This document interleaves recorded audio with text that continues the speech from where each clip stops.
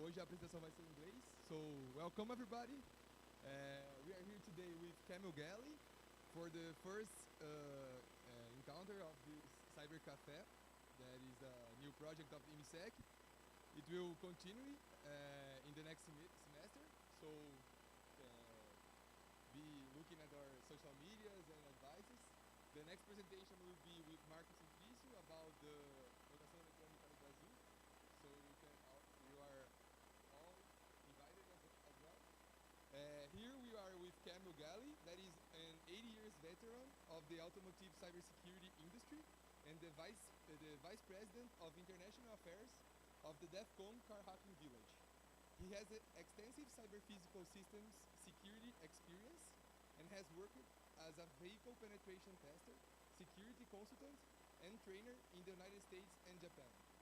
He speaks fluent English, Arabic, and Japanese, and volunteers in cybersecurity communities around the world, spreading awareness for the need for cybersecurity in transportation systems. Okay? So I think that Kamel can present yourself better than me, and you are free to go. Okay. All right, thank you so much for the kind introduction. Hello, everyone. It's nice to meet you all. My name is Kamel Ghali.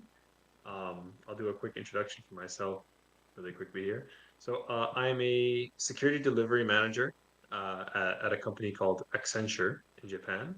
I believe Accenture also has a big office in Sao Paulo in Brazil, actually. I visited last year and saw some of my colleagues there. But I am also a member of the Bluetooth Security Expert Group Working Committee, and as mentioned, I'm the Vice President of International Operations at the Car Hacking Village, and I'm the Strategic Liaison for a new organization called Akatsuki.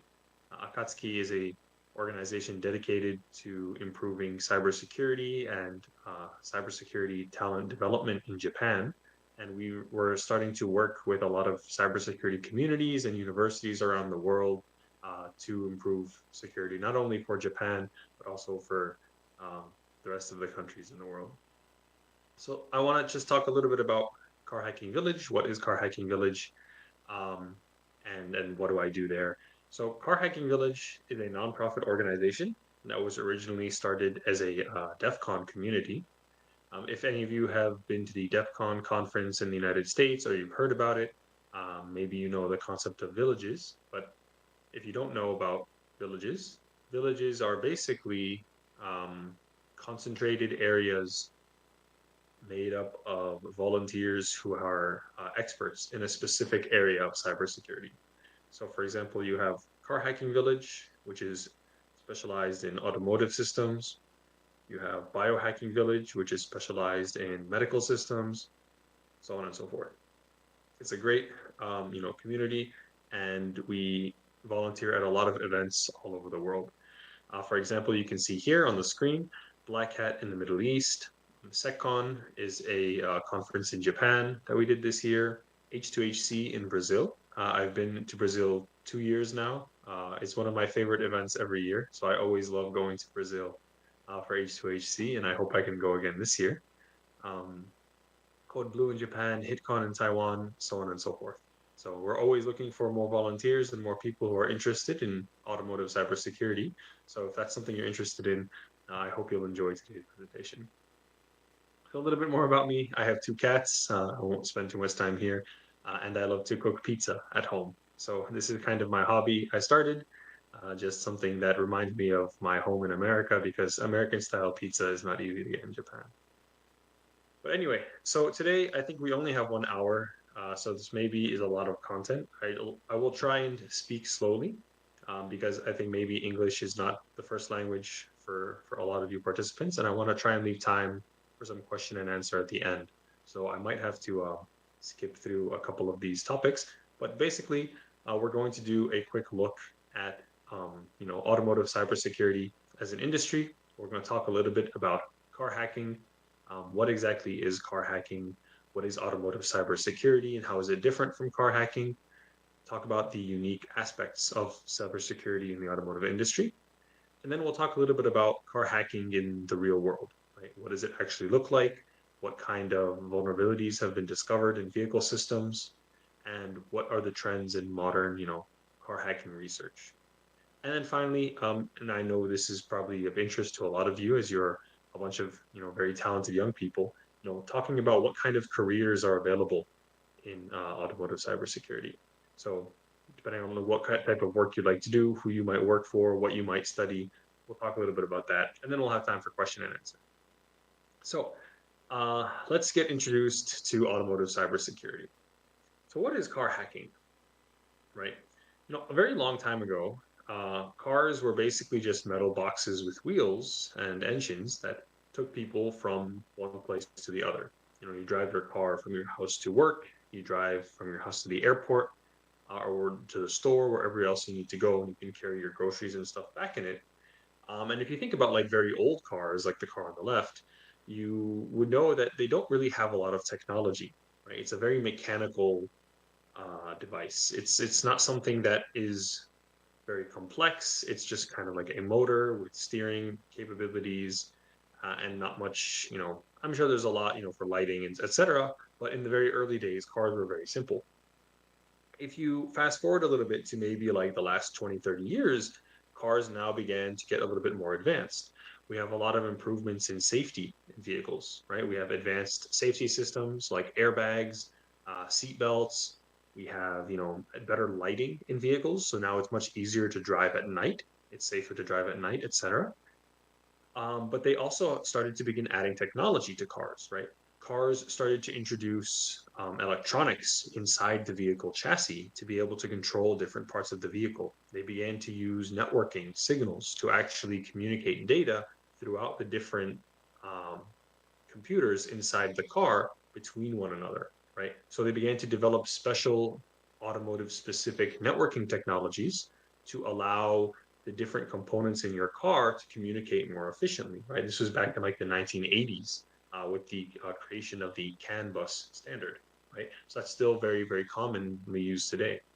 You began to have things like Bluetooth in your car for audio. You can actually play music through your car speakers by connecting your cell phone to your car. So then, whatever music you're playing on your phone, you can listen to it through the speakers in your car. And at the same time, you can also take phone calls, right? So there's a microphone inside your car to let you talk while you're driving without having to hold your phone, right? It's much safer if I can just use the speaker in my car and the microphone on the steering wheel than if I have to hold my phone to my ear while I'm driving. And as time goes on, and now we're entering like the 21st century, modern cars are now getting even more advanced, right? Self-driving cars are a huge industry, a huge evolution in transportation technology. Is the idea that if you give a car sensors and the ability to input, data from the environment, either with lidar or cameras or any other kind of sensor, right? There's a lot of different kinds. The car maybe has enough information about its surroundings to start making decisions on how it should drive. And then you can actually connect a computer to analyze all of that data to the actual control systems inside the vehicle to have the computer drive the car. And that's how you get a self-driving car, right? So there's been a lot of advancement in the functionality and technology in cars over the last couple of decades. Um, but you know, if you take these formally enclosed systems, right, the vehicle environment internally was very closed off from the rest of the world, and now you're adding all of this wireless communication technology, V2X communications, satellite communications, 4G, Wi-Fi hotspot technology in cars. Well, now you have to start thinking about cybersecurity vehicles, right? So obviously, the answer to the question, do cars need security? Is yes, right? Because they're getting very smart, they're getting very complex. The modern car, I believe, has about 200 million lines of code, right? This is a lot of software that goes inside the vehicle. And now I think there's a new trend in vehicles called the software-defined vehicle, which is essentially the concept that vehicles now continue to grow and evolve and their functionality starts to expand based on the software inside them more than just the hardware that makes them up. So more than the physical components, the software operating inside the vehicle is just as important for defining what the car does. Now vehicles have advanced networking technologies, like we talked about. They use wireless networks like Bluetooth and Wi-Fi. They're starting to add like biometric authentication, right? Maybe you can unlock your car with your thumbprint in the future, right? Who knows? And of course, self-driving cars as well. So cars and cybersecurity are kind of going hand in hand now, because when you think about it, the worst case scenario, if you're driving a car and God forbid someone hacks your car, well, now you have a several hundred, maybe 1,000 pound box of metal with people inside it that's traveling at 60, 70 kilometers an hour. They can have a very um, severe impact in the worst case scenario. So car hacking and cybersecurity are two sides of the same coin. And we'll talk a little bit about what automotive cybersecurity is and how it relates to the actual technical science of hacking cars. So hackers have done a lot of research into attacking vehicle systems that have been secured by the automotive developers. So I'm sure many of you have heard of the different car companies that are very famous in the world, like, excuse me, like Toyota or Ford. I think that Japanese cars are very popular in Brazil, actually. So I think Honda and Nissan are also very popular brands. But these companies have started to invest a lot of time and money into making sure that their vehicles are now secure. They have to develop them in a secure manner. They have special practices for actually securing their vehicles, right? So when you're working as a car manufacturer, you have to take cybersecurity into account. And when you're doing that, your priority is to make a secure vehicle. So you want to think about the security of your design, right? You want to make sure that you're properly segmenting the different networks that are going to be communicating with your car. You want to make sure that anything that is safety critical is not exposed to the outside world. These are principles that exist in traditional enterprise cybersecurity, but they have to be adapted a little bit differently in a vehicle environment, right? When you think about the development of vehicles, right? In the automotive industry, the brands that we know are the cars we see on the street, right? We go outside and we can see a Toyota car, we can see a Nissan car. But a lot of the software that's developed inside these vehicles is developed by other companies, right? There's a huge supply chain in the automotive industry. And so that kind of secure development is a big priority for these manufacturers, because they need to make sure that all of their suppliers that they work with are following similar coding standards, that they're programming code that is secure. They're not using out-of-date software. There's a lot of work that goes into that. Penetration testing, right? The concept of actually hacking a car, hiring skilled, educated car hackers to try and hack your systems is very important as well, right? You need to be able to say, hey, we had the best hackers in the world try and hack our vehicle, and they were successful and we fixed the bugs, or they were unsuccessful and we can say, hey, maybe our security is pretty good. That's another industry that's starting to come out in the automotive industry, is the ability to perform penetration testing on vehicles. And also there's and the last two here are kind of more on the operations side. So everything until now has been kind of development and testing phase, but after you developed and tested the vehicle and you sell it to a customer, there's still more work that needs to be done, right? So things like monitoring and analysis, right? Just having threat intelligence and knowing what kind of vulnerabilities are being discovered in vehicle systems, or having intrusion detection systems in place to actually detect attacks on your vehicles is very important in making sure that you can ensure that cybersecurity of the vehicle for its entire lifespan, right? And similarly with incident response, right? Both of these are very important, because when you think about it, cars, when you sell a car, when a brand new car is sold, people will use that car for maybe 10, 15 years. It might not be the same person all the time, right? But people use a car for a few years and they sell it, and someone else buys it and uses it. And so vehicles have a very long lifespan. And so this kind of continuous cybersecurity activity is very important throughout the vehicle product life cycle. So kind of a good way of looking at that, right, from the car hacker perspective versus the automotive cybersecurity perspective, is that the automotive security angle is that the manufacturer wants to make sure that they're complying with different laws and regulations. They're designing secure vehicles that won't be hacked and will protect their consumers' privacy. But on the hacker side, of course, we have more technical people who are interested in hacking things, exploitation of vehicle systems, escalation of privileges, pivoting to different parts of the car, and causing damage, in the worst case scenario, if they're a black hat hacker, of course. Most people who do cybersecurity in the automotive industry are actually white hat researchers. So please don't be like afraid or worried about car hackers coming to hurt you in the near future. But there's kind of a relationship where car hackers are always breaking the new security systems that the automotive OEMs are developing, and then the OEMs will improve those systems and have them tested once again by the hackers. So in 2025, automotive cybersecurity is growing very, very quickly, right? The industry is not very old, and we'll talk a little bit about how it kind of got started, how it began, but it's very quickly becoming an important part of the automotive industry, and it's starting to lead some other industries in the cyber physical space. So any kind of devices that interact with the real world, the automotive industry is actually leading the way in terms of um, legislation and industry regulation for cybersecurity in them. Because when you think about it, um, automobiles are very heavily regulated. They have very strict safety standards that they have to meet.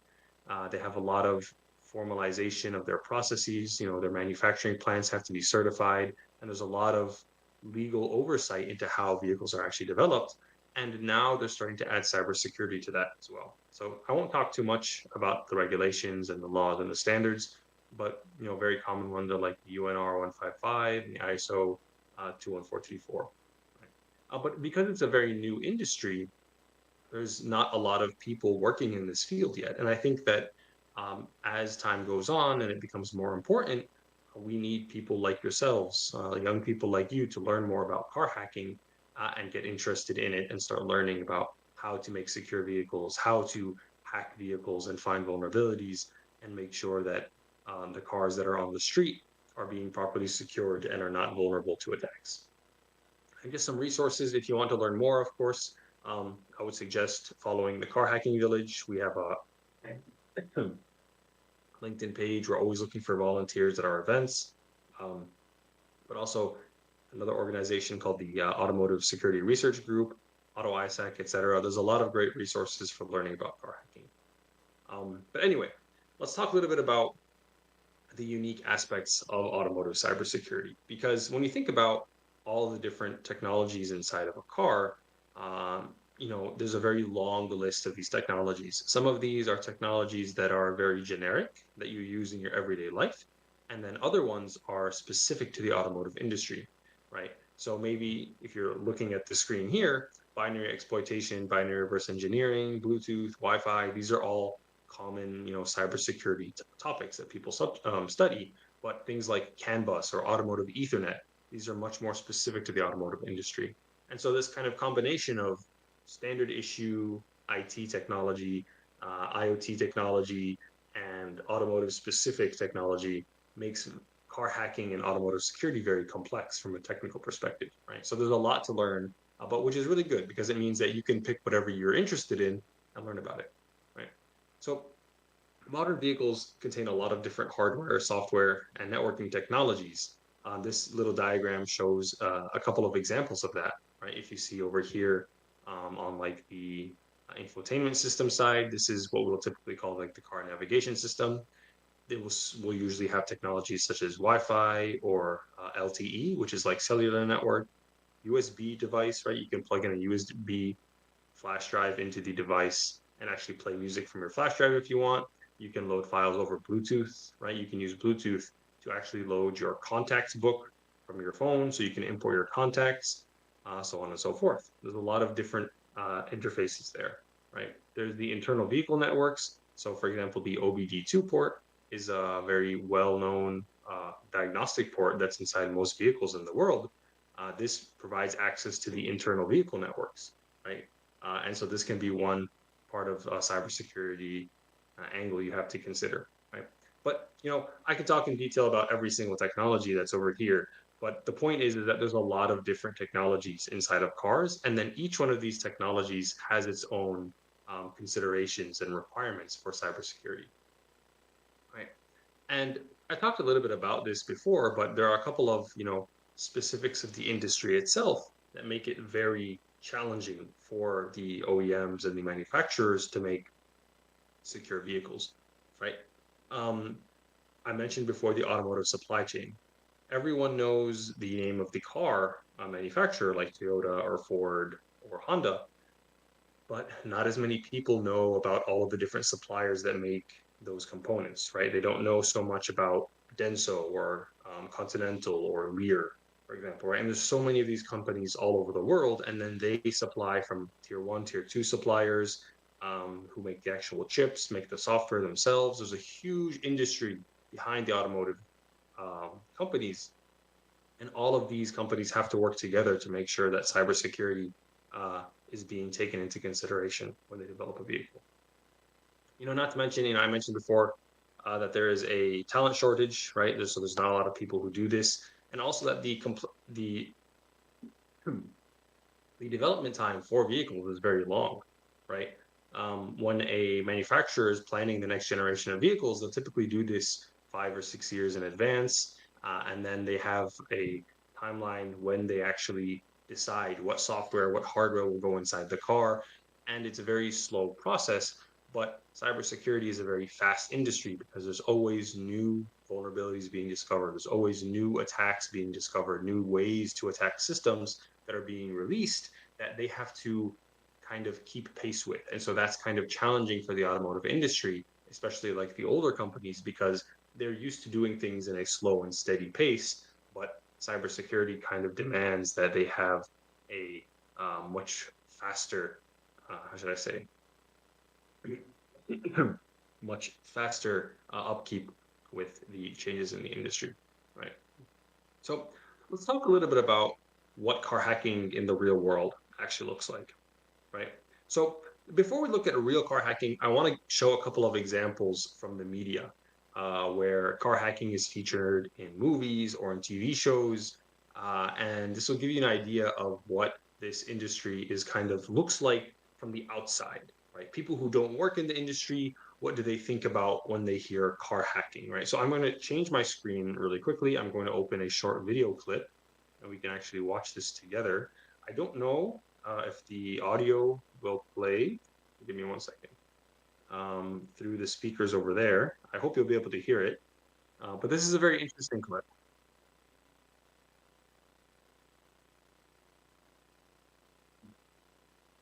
Give me one moment. I'm just opening it up. Here we go. Can you see my media player? Okay. So I hope you can hear it. I'll put the volume up so maybe you can hear it through my.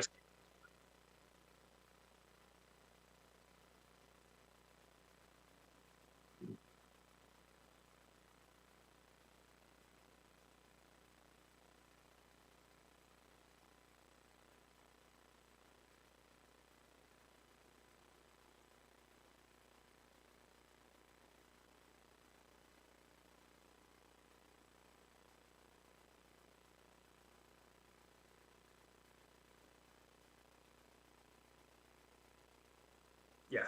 So it's a very short clip. Let me switch back to my PowerPoint presentation. But I hope you enjoyed that. You couldn't hear it. Okay.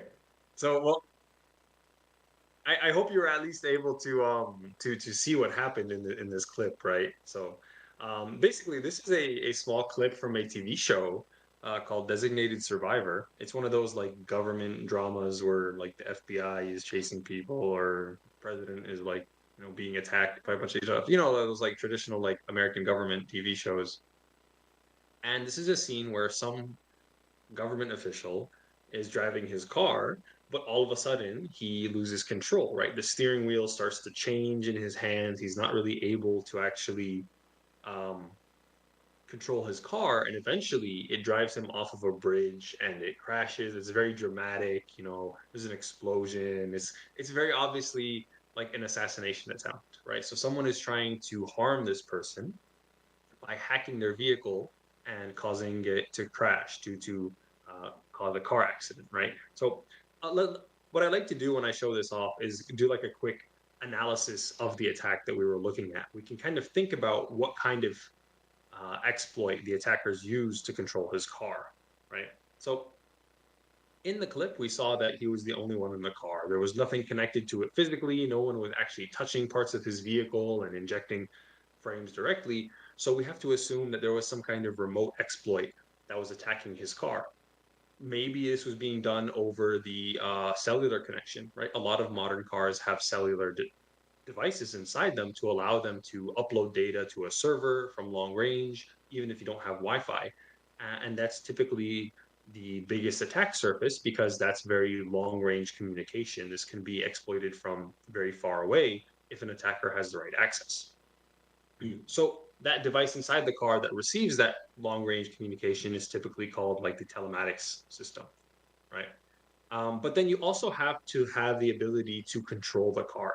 This is typically going to be, let me put out my laser pointer. This is what you would typically call your powertrain system, is the system of units inside the vehicle that actually control the movement of the car. So things like the steering, the acceleration, the braking, we typically will call these powertrain, right?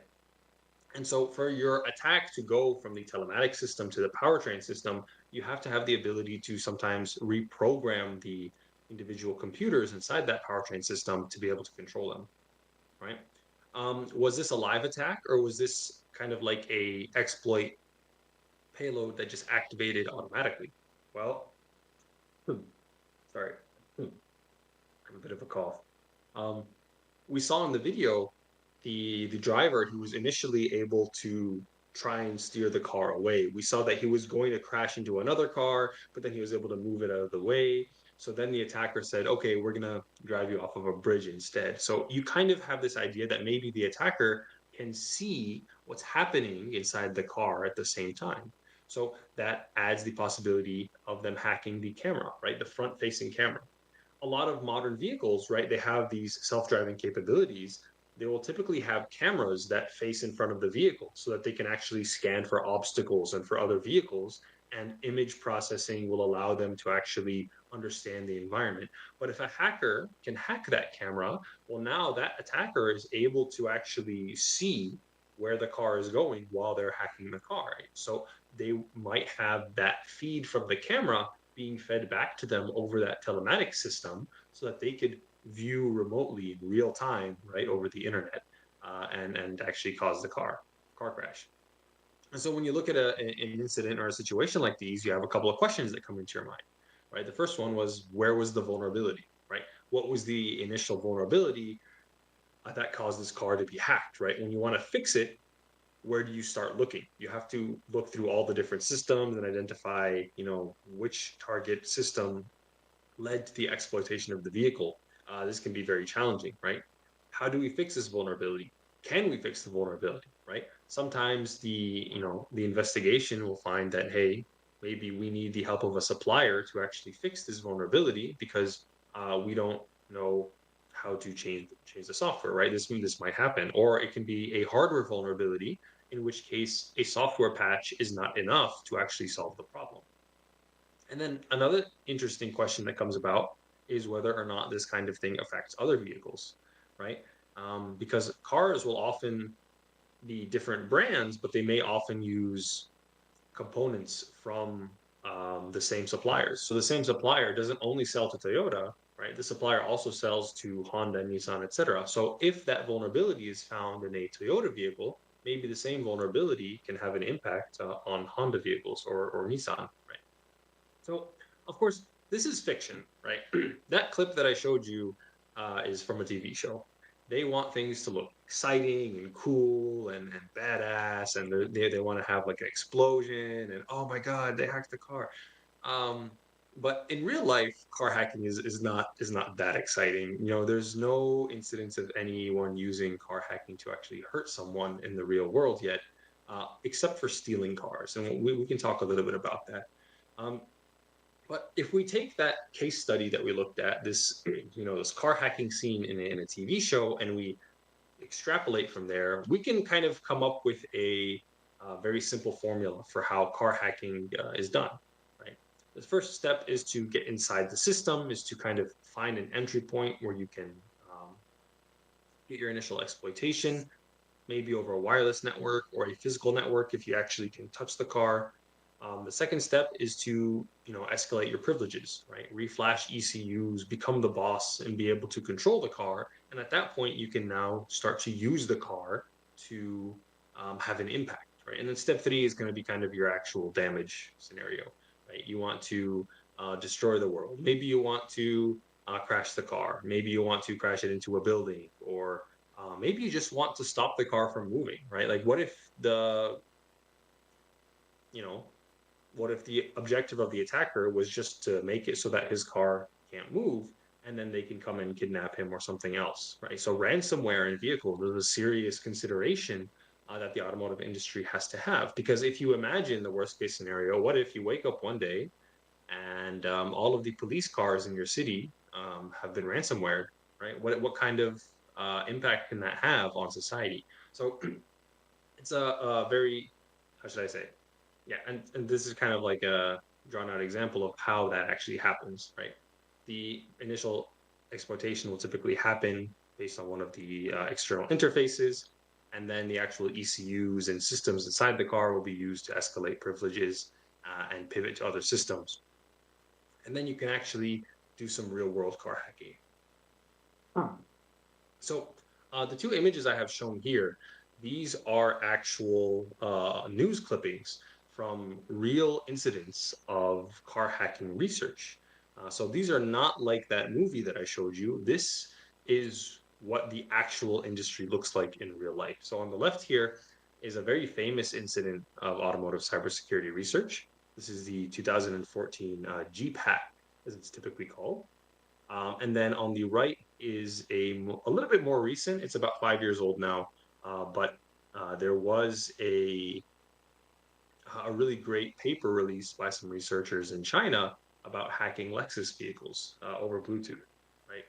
So there's been a lot of really great research that's been released in the real world about car hacking and automotive cybersecurity that we can actually look at and see what the real car hacking looks like, not the TV car hacking, right? But the TV car hacking is always fun to look at, and it helps you explain what you're doing for your friends and family. So I won't go too in depth into this one, but this is the most famous incident of cybersecurity research in an automotive, I guess, environment, right? In an automotive setting. So it wasn't the first case of car hacking research, right? So, but it was the most important for sure, because ever since vehicle electronics became part of like the traditional vehicle standard, right? The modern vehicle now has all of these electronics going inside the vehicle, even since like 20, 30 years ago. Even before they started to add wireless networks inside cars, there were researchers who did cybersecurity research on different vulnerabilities in like the CAN bus technology and other parts of the vehicle, but it wasn't really a big deal until this research was published. So this was published just about 10 years ago now, I believe, in 2014, 2015 is when these details came out. And you can see that actually the white paper to read the full details of this is available for free online. This is the GPAC for short, but the full white paper is Remote Exploitation of an Unaltered Passenger Vehicle by Chris Valasek and Charlie Miller. So I won't go into a full explanation of the entire white paper, but I think that if you're interested in automotive cybersecurity and car hacking, this is the most important piece of literature you can read. It's available for free online, right? The link is right there. If you Google it, you can find it. But basically, these two gentlemen spent about a year or so reverse engineering the systems, the wireless and in-vehicle systems that are used inside a modern Jeep back in 2014, and they found out that they were actually able to hack the car from several kilometers away over the internet without ever physically touching the car. They only needed to know the vehicle identification number, which is considered public information, right? It's not secret. And so when this research was published, it kind of created a huge wave in the automotive industry, because now all of a sudden, the government is paying attention. They're saying, hey, this is a serious problem, right? And so after that, the industry began moving to improve the cybersecurity in their vehicles. They began to perform penetration tests. They developed the concept of a cybersecurity management system. They have all of this work put into preventing this kind of thing from ever happening in the future. Of course, these two gentlemen, they're researchers, they're good people. They didn't, do anything reckless with this information. They made a responsible disclosure and then they published their findings. But God forbid, if they were people who were interested in doing harm, they could have done some serious damage to anyone driving one of these Jeeps, all over the United States. So definitely recommend reading this. The Lexus hack that I showed a little bit a couple of slides ago, it was revealed in 2020. This was also performed by researchers, not by criminals, by good people. But this is a security team out of China called Keen Labs, and in 2020 they disclosed that certain Lexus vehicles that were manufactured outside of Japan had some Bluetooth vulnerabilities that allowed them to essentially be hacked without any user input, right? They were able to get remote code execution on the navigation system inside the vehicle, and then they were able to set up a backdoor over Wi-Fi based on that initial foothold. And after that, there were a couple of other vulnerabilities that they found that, the firmware signatures inside the vehicle were not being checked properly, right? So I won't spend too much time on this, but um, if you don't know, I encourage you to read more about it. But firmware signatures is essentially the concept of a manufacturer signing the code with a secret cryptographic key that can be flashed to the vehicle's systems in order to make sure that the vehicle is never running software that wasn't approved by the vendor, by the manufacturer. And so without the secret key to actually sign that firmware, it should be impossible to overwrite the code inside the car, right? However, these vehicles in particular were actually not implementing that correctly. And so the researchers were actually able to rewrite the software in the car, remove filters on the canvas access, and they were able to actually get access to the vehicle's internals. Another really great example, and I like to show these case studies from car hacks over the years, and I don't want to spend too much time just because I think we're getting kind of close to the hour. But from a couple of years ago now, some gentlemen at a company called Synactive, they're actually good friends of mine. They were able to hack a Tesla, again over Bluetooth, actually, as part of the Pwn to Own competition. Maybe you've heard of the Pwn to Own competition? Essentially, it's a contest where hackers are able to earn money for hacking systems, and then the hacked systems, they work together with the manufacturers to actually repair the vulnerabilities that are found. So basically, I won't go into the technical details, even though I really like this one because Bluetooth is one of my favorite technologies in automotive security. They were able to exploit a poorly configured server running on the Tesla infotainment system that was parsing the images that are being sent when you play a song on your phone. So, if I connect my phone to my car and play like some music, it will play the audio, of course, but it will also show the the album cover, right? The image that's associated with the album. So they found a vulnerability in the software that processes that album cover, and they were able to exploit the system through that. They did some escalation of privileges. They're able to get root as kernel and get RCE like that. And then this is kind of the important part. They were able to also hack the secure gateway through a third vulnerability in the way that the secure gateway update function worked. What's important to note about this, case study is that it's a very good example of what the modern car architecture looks like. Tesla has a very smart architecture for how the components in their car are laid out, right? You remember when I talked about secure design, this is one of those things you think about.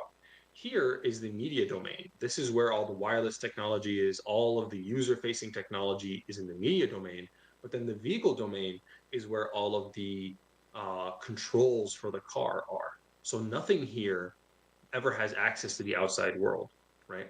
And in between them is the secure gateway. This is a very important concept in modern automotive cybersecurity. Only the gateway is allowed to talk to both the media domain and the vehicle domain. And as long as your gateway doesn't get hacked, in theory, everything should be good. But it's a really good, example of how modern vehicle architecture has changed to be more cyber secure. Unfortunately, for Tesla, the researchers were able to find a vulnerability and basically able to then take over the car on the vehicle domain too. So this is some really great work by them. Sorry. So I'll spend the next couple of minutes talking about careers and what kind of jobs you can do, and then I want to leave about 10 minutes for question and answer. Um, but basically, there's a lot of different work, right? This diagram here shows one example of what the vehicle cybersecurity development process looks like. If you want to work for the manufacturer, right? I know that Volkswagen in South America, actually, in Brazil, they have a big presence there, and they're investing a lot in cybersecurity there, actually. But this kind of end-to-end cybersecurity assurance is what we call a cybersecurity management system, right? You have all the way at the beginning in the design phase, you have to think about the secure design, right? You got to think about things like this vehicle domain secure gateway thing. This is all part of the design. You have to think about things like risk assessment. You have, qualified vehicle security experts perform a risk assessment, identify areas where there can be some risks. There are things like the actual development, implementing practices such as DevSecOps or SBOM management, right? SBOM stands for, oh, sorry. SBOM stands for Software Bill of Materials. This is essentially the concept of understanding all of the software that is being used in your product and making sure that you can monitor the internet for vulnerabilities that exist in that software, new vulnerabilities, and accurately determine if you have an issue with that software inside your product. Things like penetration testing, vehicle SOC, like Security Operations Center, to monitor for new attacks on the internet or for intrusion detection in your systems.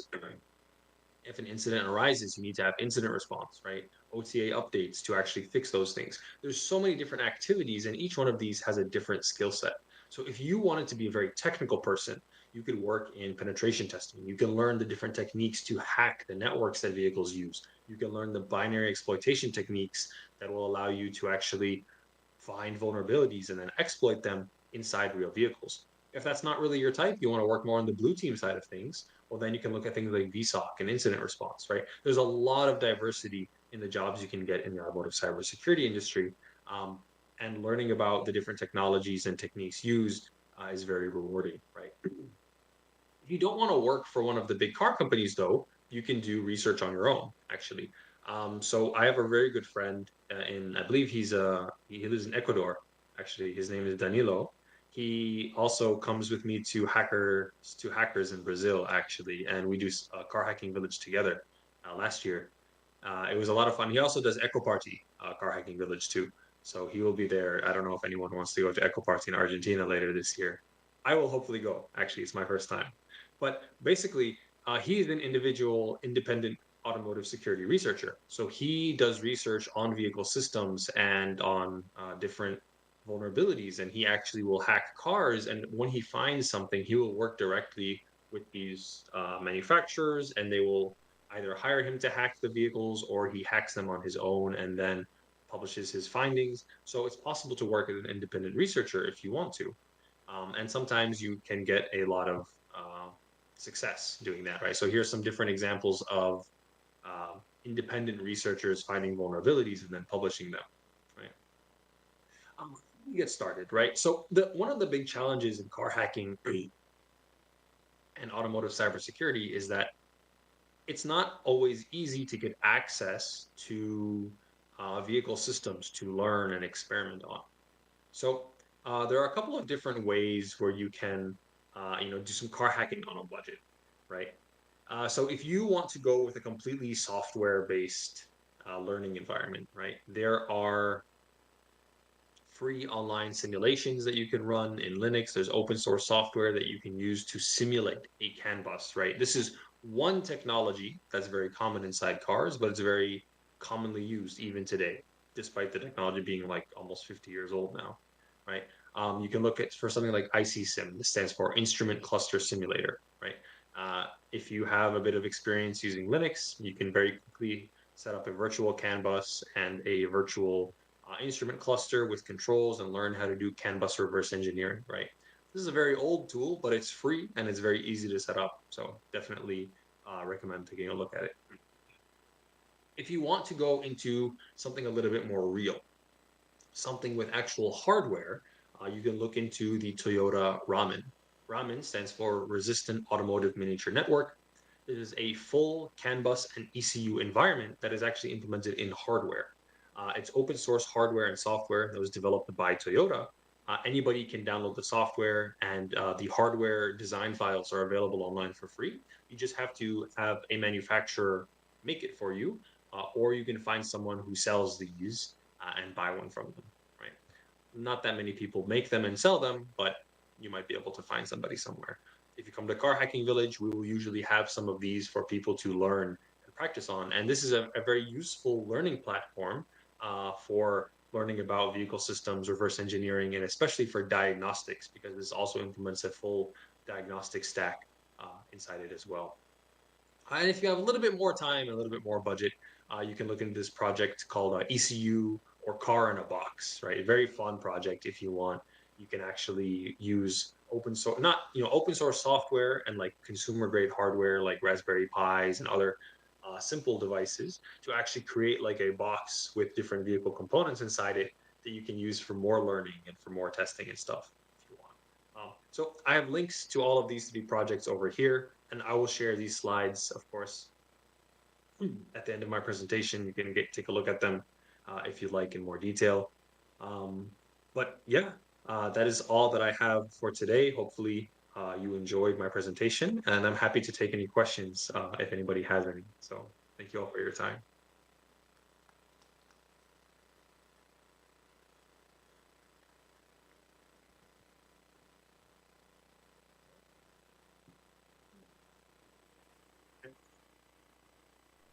Thank you, Kamel, for the presentation. Now we'll open for questions, please in English. If someone doesn't feel comfortable speaking in English, please record to give an example.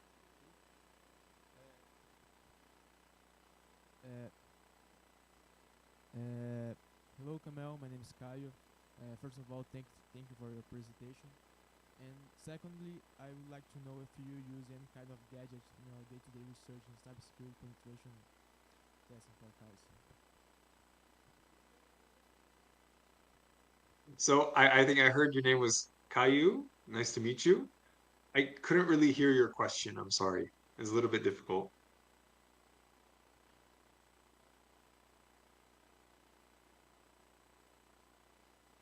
Yeah.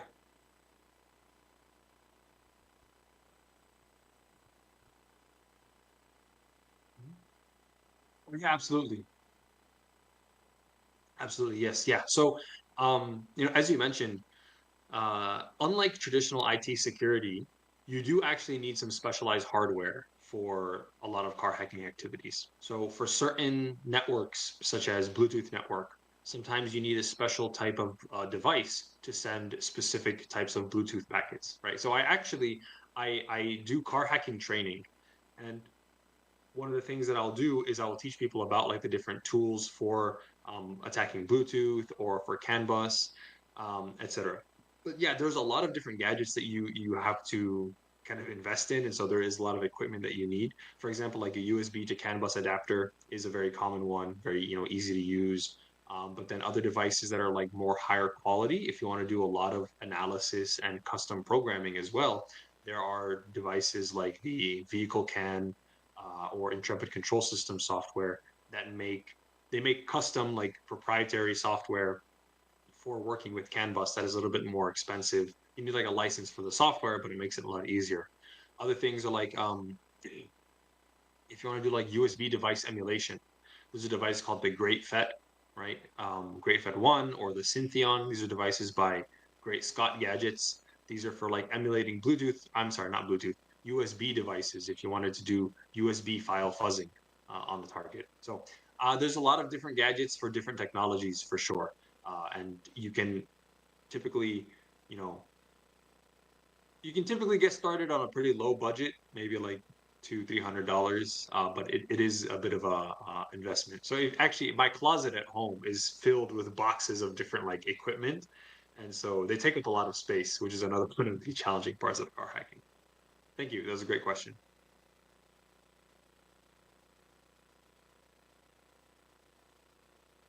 Anything else? Yeah.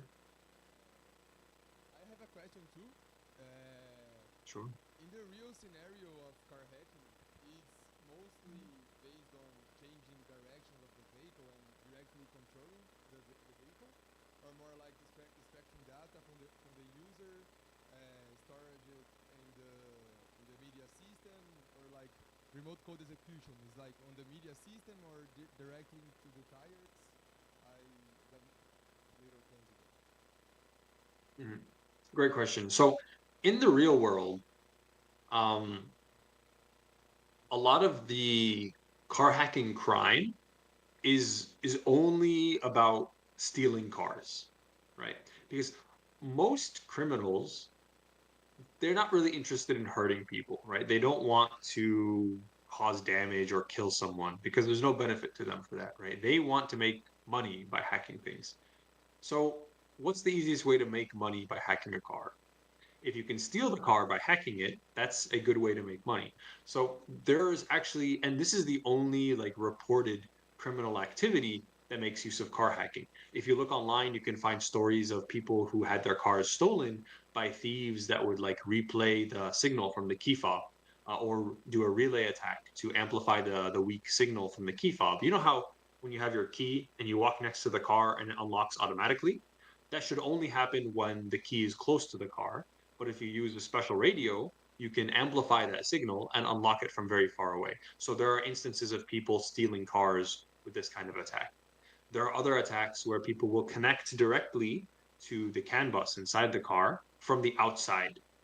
And they can, with a special device, they can inject special packets to actually start the car and drive it away based on like a design flaw.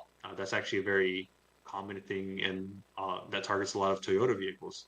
So these are real world examples of car hacking.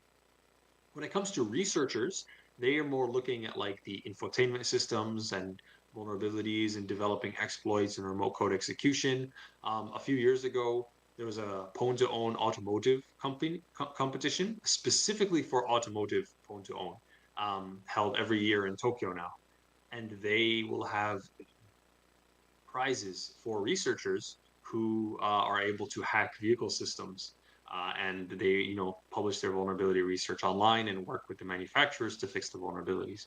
So there's a lot of different types of research on the academic and like researcher side, but not as much criminal activity in that sense. Great question. Thank you.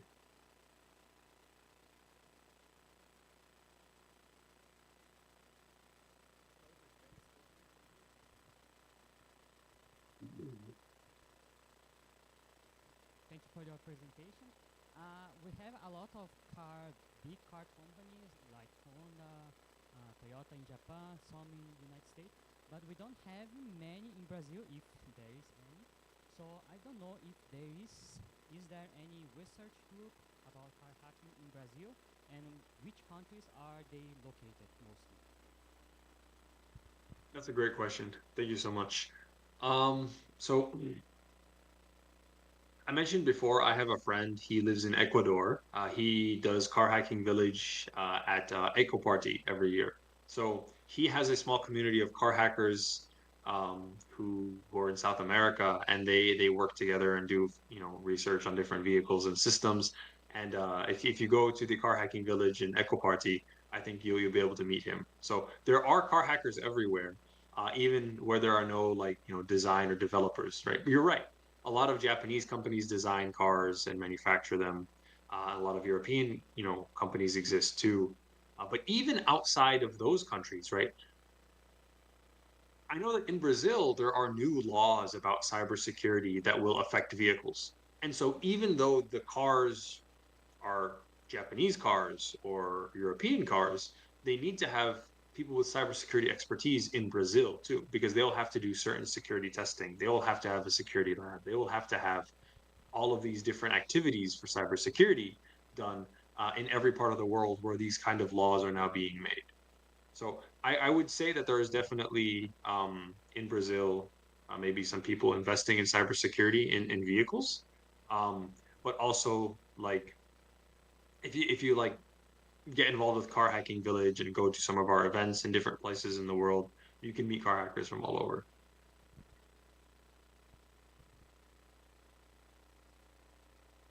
All right.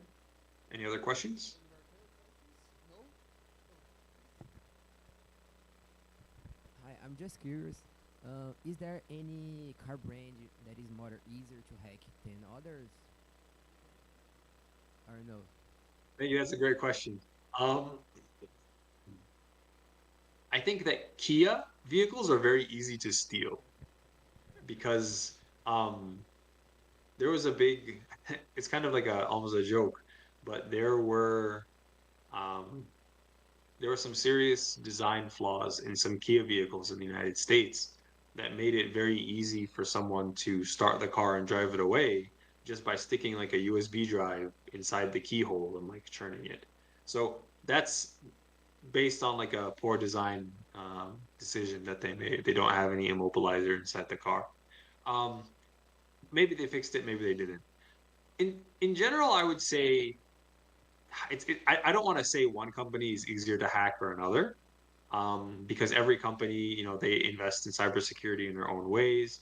But in my experience, Japanese cars are very fun to hack. I like to play with Toyotas a lot. They're very easy to get like access to the CAN bus for the powertrain system, physically, right, by touching it. So that's one of my favorite places to hack on is on Toyota cars. But that's just personal preference. I can't say that they have better or worse security. So I don't want to get in trouble.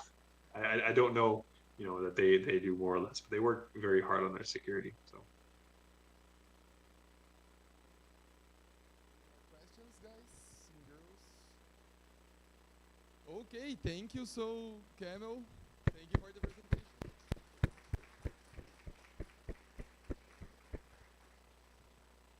So, I will present the AAC forms right now and feedback. So, stay here. And Kamel, if you want to wait like 5 minutes so we can talk afterwards.